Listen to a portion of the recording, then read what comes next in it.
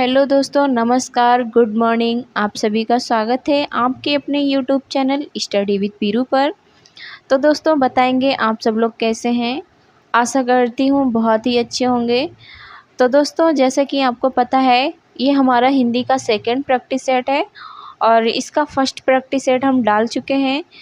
तो दोस्तों इसका फर्स्ट प्रैक्टिस सेट देखने के लिए आपको लिंक डिस्क्रिप्शन में दिया गया है, आप वहां से इसका फर्स्ट प्रैक्टिस सेट देख सकते हैं। तो दोस्तों आज की क्लास हमारी बहुत ही महत्वपूर्ण क्लास है और एक एक क्वेश्चन बहुत ही इम्पोर्टेंट है आपके लिए। तो दोस्तों बिना देरी करते हुए हम शुरू करते हैं आज की क्लास। तो इसमें हमारा पहला क्वेश्चन है, नायक का संधि विच्छेद होगा। तो आपको बताना है नायक का संधि विच्छेद क्या होगा। दोस्तों इसमें अगर हम सिर्फ संधि शब्द की बात करें तो संधि एक पुल्लिंग शब्द है। और संधियों की बात करें कि संधियां कितने प्रकार की होती हैं, तो संधियां 3 प्रकार की होती हैं, स्वर संधि, व्यंजन संधि और विसर्ग संधि। दोस्तों स्वर संधि की भेद की बात करें तो स्वर संधि के 5 भेद होते हैं। तो दोस्तों यहाँ पे अगर हम बात करें कि नायक का संधि विच्छेद क्या होगा, तो आपको बताना है नायक का संधि विच्छेद नय प्लस अक हो जाएगा, यानी आपका ऑप्शन नंबर डी राइट हो जाएगा। दोस्तों यहाँ पे अगर क्वेश्चन होता कि नायक में कौन सा संधि होगा, तो इसमें आपका नायक में अयादि संधि हो जाएगा। तो दोस्तों इसमें आपका राइट आंसर हो जाएगा ऑप्शन नंबर डी। अब हमारा नेक्स्ट क्वेश्चन है क्वेश्चन नंबर 2, असीम का विलोम शब्द क्या है। तो आपको बताना है असीम का विलोम शब्द ससीम हो जाएगा। बात करें अनंत का, तो अनंत का विलोम शब्द आपका हो जाएगा अंत, और सुसीम कोई वह शब्द नहीं होता है। और निकट की बात करें तो निकट का विलोम शब्द हो जाएगा आपका दूर। तो दोस्तों इसमें आपका राइट आंसर हो जाएगा ऑप्शन नंबर बी ससीम। तो असीम का विलोम शब्द हो जाएगा आपका ससीम। अब हमारा नेक्स्ट क्वेश्चन है क्वेश्चन नंबर 3, सूरदास जी सगुण शाखा के कवि थे, परंतु कबीरदास जी किस शाखा के कवि थे, आपको बताना है। तो दोस्तों इसमें आपका राइट आंसर हो जाएगा ऑप्शन नंबर बी निर्गुण। तो सूरदास जी सगुण शाखा के कवि थे और कबीरदास जी निर्गुण शाखा के कवि थे। ये बात आपको याद रखना है क्योंकि यहाँ से क्वेश्चन अक्सर बनता रहता है। ज़्यादातर कबीरदास को पूछा जाता है कि कबीरदास किस शाखा के कवि थे, तो आपको बताना है निर्गुण शाखा के और सूरदास सगुण शाखा के। दोस्तों कबीरदास की बात करें, कबीरदास के बीजक साखी शब्द रमेनी, ये बहुत फेमस रचना है, यहाँ से अक्सर क्वेश्चन बनता रहता है। दोस्तों सूरदास की बात करें तो सूरदास से भी सूरसागर, सूरसारावली, साहित्य लहरी। दोस्तों इसमें साहित्य लहरी बहुत ज़्यादा पूछी जाने वाली रचना है, तो दोस्तों आपको ये सभी पॉइंट याद रखना है। तो अब हमारा नेक्स्ट क्वेश्चन है क्वेश्चन नंबर 4, कौन सा शब्द नदी का पर्यायवाची शब्द नहीं है। तो आपको बताना है।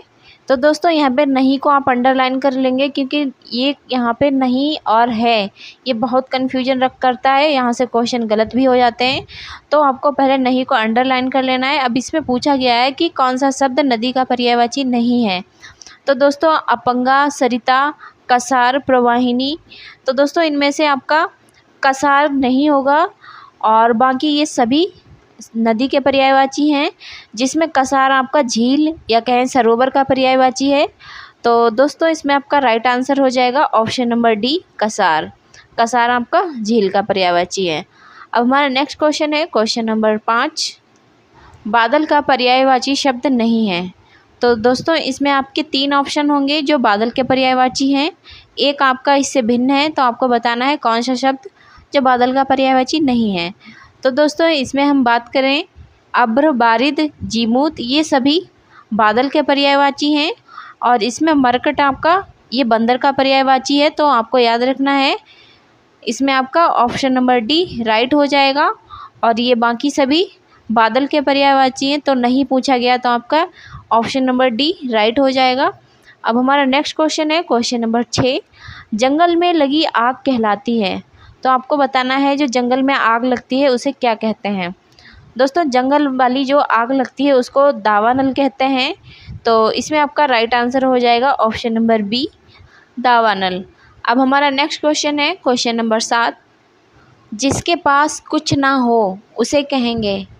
तो दोस्तों जिसके पास कुछ ना हो उसे कहेंगे अकिंचन। तो दोस्तों इसमें सी ऑप्शन आपका राइट हो जाएगा, अकिंचन। तो दोस्तों अब हमारा नेक्स्ट क्वेश्चन है क्वेश्चन नंबर 8। विद्वान शब्द का स्त्रीलिंग क्या होगा? तो आपको बताना है विद्वान शब्द का शब्द विदुषी होगा। तो दोस्तों इसमें आपका राइट आंसर हो जाएगा ऑप्शन नंबर बी, विदुषी। अब नेक्स्ट क्वेश्चन की बात करते हैं क्वेश्चन नंबर 9। किस कारक की विभक्ति पूर्व में लगती है? तो दोस्तों आपको बताना है ऐसा कौन सा कारक है जिसकी विभक्ति पूर्व में मतलब पहले ही लग जाती है। तो दोस्तों बताना है आपको, इसमें कर्ता से लेके अधिकरण तक विभक्ति शब्दों के अंत में लगाए जाते हैं, लेकिन संबोधन कारक में आपके ये चिन्ह शब्द से पहले लगाए जाते हैं। तो दोस्तों इसमें आपका राइट आंसर हो जाएगा ऑप्शन नंबर डी, संबोधन। संबोधन में आपके चिन्ह ये शब्द से पहले लगते हैं, जैसे हे राम रक्षा करो। तो दोस्तों इसमें आपका हे राम मतलब है पहले आ गया, यानी विभक्ति आपका पहले आ गया, उसके बाद में शब्द आया है। तो दोस्तों इसमें आपका राइट आंसर हो जाएगा ऑप्शन नंबर डी। अब हमारा नेक्स्ट क्वेश्चन है क्वेश्चन नंबर 10। निम्न में से भाववाच्य का उदाहरण है। तो आपको बताना है इसमें से भाववाच्य कौन सा है।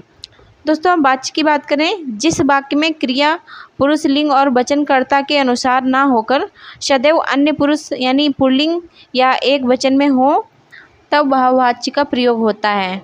जैसे मुझसे चला नहीं जाता, इसमें क्रिया भाव के अनुसार हो रही है। जैसे कि मुझसे चला नहीं जाता मतलब इसमें जो भी कार्य हो रहा है वो हमारी भावनाओं के अकॉर्डिंग हो रहा है। तो इसमें आपका राइट आंसर हो जाएगा ऑप्शन नंबर ए, उससे बैठा नहीं जाता। इसमें भी आपकी भावनाएं आ रही हैं, उससे बैठा नहीं जाता मतलब इसमें भाववाच्य है। तो इसमें राइट आंसर हो जाएगा आपका ऑप्शन नंबर ए। दोस्तों यहीं पे अगर हम कृतवाच्य की बात करें कि कृतवाच्य क्या होता है, दोस्तों कृतवाच्य में क्रिया कर्म के अनुसार होगी, तो वहाँ पे आपका कृतवाच्य होगा। तो हमारा अब नेक्स्ट क्वेश्चन है क्वेश्चन नंबर 11। वह द्वार द्वार भीख मांगता चलता है, वाक्य में कारक है। तो आपको बताना है कि इसमें संबंध कारक होगा या संबोधन होगा, अधिकरण होगा या अपादान होगा। तो दोस्तों जहाँ पर संज्ञा या सर्वनाम के जिस रूप से क्रिया के आधार स्थान समय या अवसर का बोध होता है उसे अधिकरण कारक कहते हैं। तो क्वेश्चन में कहा गया है वह द्वार द्वार भीख मांगता चलता है। द्वार द्वार का मतलब इसमें स्थान का बोध हो रहा है, तो इस तरह से इसमें आपका राइट आंसर हो जाएगा ऑप्शन नंबर सी, अधिकरण कारक। मतलब इसमें द्वार द्वार मतलब स्थान का बोध हो रहा है। इसी तरह से अगर हम देखें जैसे वह 3 दिन में आएगा, तो इसमें क्या अभी दिन का यानी 3 दिन मतलब इसमें भी हमें टाइम का बोध हो रहा है कि वह 3 दिन में आएगा। तो दोस्तों इस तरह से इसमें आपका राइट आंसर हो जाएगा ऑप्शन नंबर सी, अधिकरण कारक। अब हमारा नेक्स्ट क्वेश्चन है क्वेश्चन नंबर 12। सकल और शकल के अर्थ बताने हैं आपको इसमें। तो दोस्तों सकल मतलब इसका हो जाएगा आपका, सकल का मतलब होता है संपूर्ण और शकल का मतलब होता है टुकड़ा। तो दोस्तों इसमें आपका राइट आंसर हो जाएगा ऑप्शन नंबर सी, संपूर्ण और टुकड़ा। अब हमारा नेक्स्ट क्वेश्चन है क्वेश्चन नंबर 13। माथा ठनकना का अर्थ है। तो आपको बताना है माथा ठनकने का अर्थ क्या होता है। दोस्तों माथा ठनकने का मतलब होता है आशंका या संदेह होना। तो दोस्तों इसमें आपका राइट आंसर हो जाएगा ऑप्शन नंबर ए, आशंका होना या आशंका पैदा होना। अब हमारा नेक्स्ट क्वेश्चन है क्वेश्चन नंबर 14। निम्न में शुद्ध वाक्य है। तो आपको बताना है ऑप्शन ए, मैं पूरी रात जागता रहा। ऑप्शन बी कह रहा है मैं सारी रात जागता रहा। ऑप्शन सी कह रहा है मैं सारी रात भर जागता रहा। ऑप्शन डी में है मैं पूरी रात भर जागता रहा। तो दोस्तों इसमें आपका राइट आंसर हो जाएगा ऑप्शन नंबर बी, मैं सारी रात जागता रहा। अब हमारा नेक्स्ट क्वेश्चन है क्वेश्चन नंबर 15। मेरे दादाजी का चित्र बहुत पुराना है, यह चित्र मुझे बहुत प्रिय है। तो दोस्तों आपको इसमें बताना है कि इसमें शुद्ध कौन सा है। ऑप्शन ए कह रहा है दादाजी का चित्र बहुत पुराना है। ऑप्शन बी कह रहा है दादाजी का चित्र बहुत पुरानी है। ऑप्शन सी कह रहा है दादाजी की चित्र बहुत पुरानी है। ऑप्शन डी कह रहा है चित्र बहुत पुराना दादाजी को है। तो दोस्तों इसमें ऑप्शन नंबर ए राइट हो जाएगा। दादाजी का चित्र बहुत पुराना है। नेक्स्ट ये हमारे सभी जितने ऑप्शन है सब में मिस्टेक है, तो दोस्तों हमारा ऑप्शन नंबर ए राइट हो जाएगा। अब हमारा नेक्स्ट क्वेश्चन है क्वेश्चन नंबर 16, कामायनी किसकी रचना है? तो आपको बताना है कामायनी जयशंकर प्रसाद की बहुत ही प्रसिद्ध रचना है। तो इसमें आपका राइट आंसर हो जाएगा ऑप्शन नंबर सी, जयशंकर प्रसाद। हालांकि इसमें खाली प्रसाद लिखा है, तो आप समझ जाएंगे कि ये जयशंकर प्रसाद की बात हो रही है। तो कामायनी जयशंकर प्रसाद की रचना है। नेक्स्ट अगर हम बात करें option number D, Mahadevi Verma की, तो दोस्तों महादेवी वर्मा की अतीत के चलचित्र स्मृति की रेखाएं, ये बहुत ही फेमस रचनाएं हैं, तो इनको आप याद रखेंगे। नेक्स्ट हम बात करें option number B, Nirala ji की, तो दोस्तों निराला जी का पूरा नाम है सूर्यकांत त्रिपाठी निराला। इनकी रचनाएं हैं अनामिका, परिमल, जूही की कली। तो दोस्तों ये तीनों ही बहुत प्रसिद्ध रचनाएं हैं इनकी, जिसमें से परिमल और जूही की कली बहुत ही पूछे जाने वाली रचना है। तो दोस्तों आप इन तीनों रचनाओं को याद रखेंगे। अनामिका, परिमल, जूही की कली, ये सूर्यकांत त्रिपाठी निराला जी की रचनाएं हैं। नेक्स्ट हम बात करें ऑप्शन नंबर ए, पंत, तो दोस्तों पंत का पूरा नाम है सुमित्रानंदन पंत।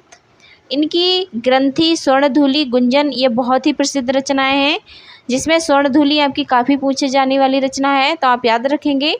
तो दोस्तों इस तरह से हमारा राइट आंसर हो जाएगा option number C, Kamayani Jaishankar Prasad की रचना है।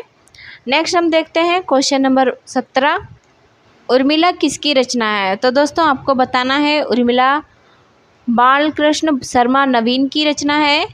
तो दोस्तों इसमें आपका राइट आंसर हो जाएगा option number A, Balkrishna Sharma Naveen. दोस्तों नेक्स्ट हम बात करें महादेवी वर्मा की, तो महादेवी वर्मा की निहार, दीपशिखा, रश्मि, नीरजा, सप्तपर्णा, शांत गीत, ये बहुत ही फेमस रचनाएं, तो इनको आप याद रखेंगे। ये महादेवी वर्मा की रचनाएं हैं। अगर हम नेक्स्ट देखें कमलेश्वर, तो दोस्तों कमलेश्वर की एक बहुत ही प्रसिद्ध रचना है जिसका नाम है आंधी, और भी हैं जैसे शैतान, नटवरलाल, ये सभी कमलेश्वर प्रसाद की रचना है।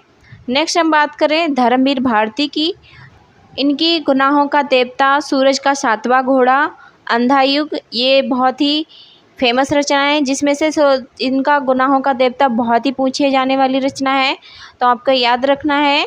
इसका आपका राइट आंसर हो जाएगा ऑप्शन नंबर ए, बाल शर्मा नवीन। अब हमारा नेक्स्ट क्वेश्चन है क्वेश्चन नंबर 18, संधि के प्रमुख भेद हैं। तो आपको बताना है संधि के भेद कितने होते हैं। जैसा कि आपको हमने पहले ही बता दिया है, संधि के 3 भेद होते हैं, स्वर संधि, व्यंजन संधि और विसर्ग संधि, ये तीनों संधि के भेद होते हैं। दोस्तों अगर इसी में पूछ लिया जाता कि स्वर संधि के कितने भेद हैं, तो स्वर संधि के 5 भेद होते हैं। कौन कौन से होते हैं? दीर्घ स्वर संधि और गुण स्वर संधि, वृद्धि स्वर संधि, यड़ स्वर संधि और अयादि स्वर संधि। तो ये सभी स्वर संधि के उदाहरण होते हैं। तो दोस्तों इसमें आपका राइट आंसर हो जाएगा ऑप्शन नंबर बी, 3। तो संधि के प्रमुख 3 भेद होते हैं। अब हमारा नेक्स्ट क्वेश्चन है क्वेश्चन नंबर 19, महोदय का उचित संधि विच्छेद होगा। तो आपको बताना है महोदय का कौन सा संधि विच्छेद होगा। तो दोस्तों इसमें आपका राइट आंसर हो जाएगा ऑप्शन नंबर ए, महा प्लस उदय। तो इसमें आपका महोदय का ये संधि विच्छेद है, याद रखना है।